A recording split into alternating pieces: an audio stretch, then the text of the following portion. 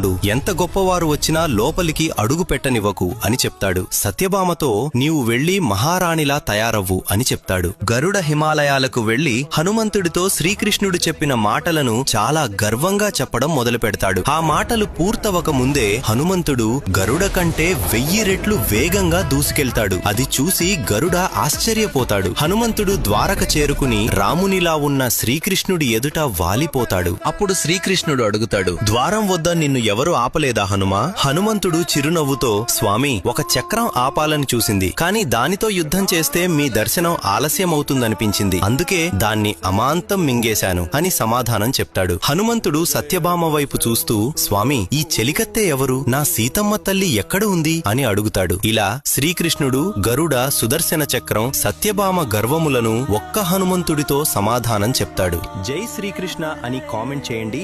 జై బజరంగబలి అని రాయండి.